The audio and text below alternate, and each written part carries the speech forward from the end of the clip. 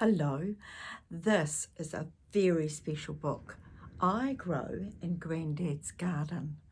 It is written by Brian Andrew and his granddaughter Ellie. It's illustrated by Banks. This book is a true story and it is published, let me find it, by Ocean Wave Communications in Australia. Now this is a fascinating story. You might want to read it with your mum or dad or your caregiver because it's very, very special. I Grow in Grandad's Garden, and there's a picture of Ellie, and that is her. And this is where she lives in Australia. So this story is a true story from Australia. I Grow in Grandad's Garden. Now here is a map of Grandad's Garden. Can you see all the different places?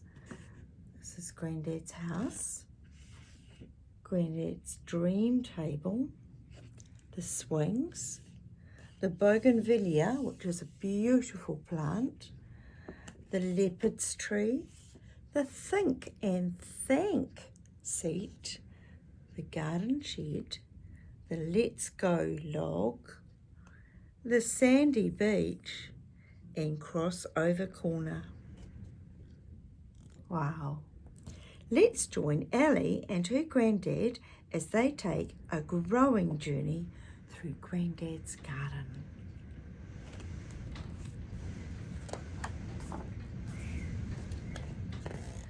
Tropical trees and flowering bushes grow in Grandad's garden. When I'm in Grandad's garden, I grow too.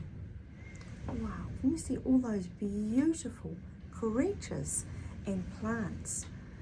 Ellie looks very happy to be in that garden, doesn't she? There's kookaburras and butterflies and fern plants and a very happy Ellie. Wow. When I want to grow, we walk below the cascading vines of the bougainvillea. And there is a very happy Ellie who wants to grow. And right behind her, you can see is her granddad. And there they're walking underneath the beautiful bougainvillea. And he's holding Granddad's hand as they go for a walk. We sit on the think and thank seat. First, we listen. Can you listen? We hear wind in the trees and chattering lorikeets. Sometimes we hear kookaburras laugh. After a while, you have more room in your head. Grandad says, that's what peace is. He says, now is a good time to say thank you. I say thank you for my mum and dad, my brother and sister, my toys and clothes, and our holidays on the beach. What can you say thank you for? Oh, there's lots of things I can say thank you. Like thank you for watching. Thank you for listening. Thank you for sharing.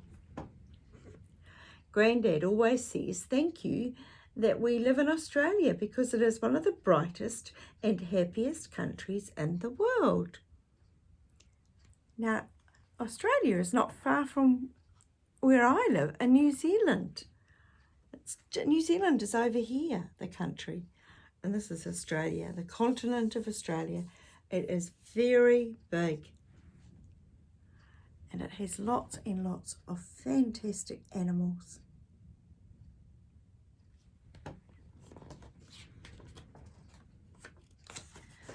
We hear the screech of the big white cockatoos as we head down the garden path.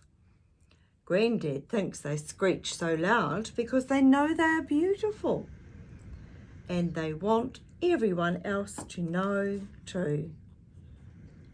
We duck under a golden cane branch as we pass the tired old garden shed. Just before we head into the rainforest, we sit on the let's go log. Grandad says everyone ends up carrying hurts on the inside. Sometimes others hurt us by what they say or do. Sometimes we hurt others by what we say or do. Sometimes I don't want to talk about it. Here they are in the garden. It's a beautiful green and bright garden, isn't it? Grandad says people try to hide their hurts inside, but you can see it in the sadness of their eye or the speed of their anger. When you get your hurts out, you feel like singing or even dancing. Sometimes we need help to get them out and let them go. Have you got any hurts inside? It's like feeling sad, isn't it, sometimes? Ellie's very lucky she's got a granddad that she can talk to about how she feels. Grandad planted lots of grevillea bushes and lily-pilly trees for the birds and butterflies. They love the bright, sticky flowers and the shiny red berries. When we walk through Grandad's rainforest trail, we see skinks running away and sometimes a blue-tongued lizard lying in the sun. And there, if you look very carefully, is the blue-tongued lizard. Just past the tall pawpaw tree, we come to the rock walls around a little beach of bright white sand. Climbing down and around and across and up, we sit at Crossover Corner. And there's the little sand beach that her granddad has made. Gosh, Ellie's very lucky, isn't she? She's got a granddad who's made a beautiful garden. Grandad asked me if there's anything coming up that makes me worried or afraid, like when I start school or begin something new. He says that when we step forwards towards something new, courage fills our heart.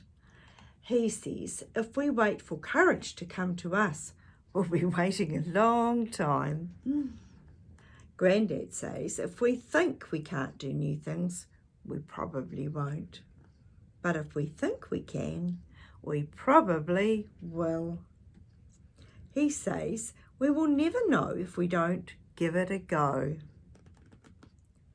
Is there anything coming your way that you'll need extra courage to do? Sometimes we do need to have that little extra courage, don't we?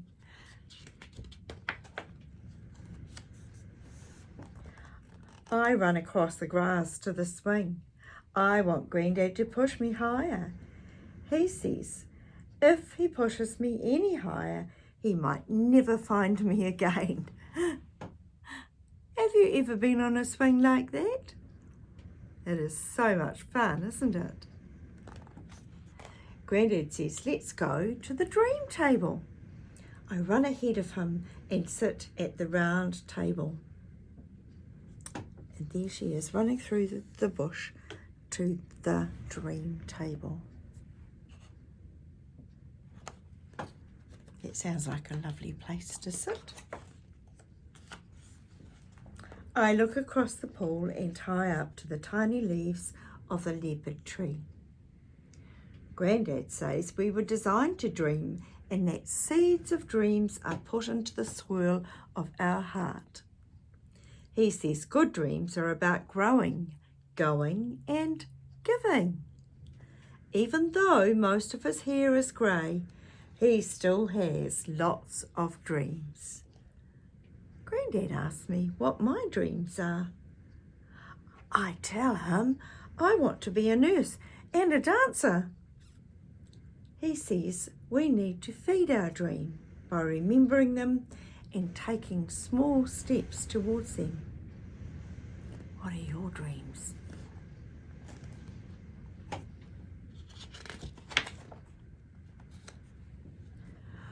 When I walk and talk with Grandad, my heart sings.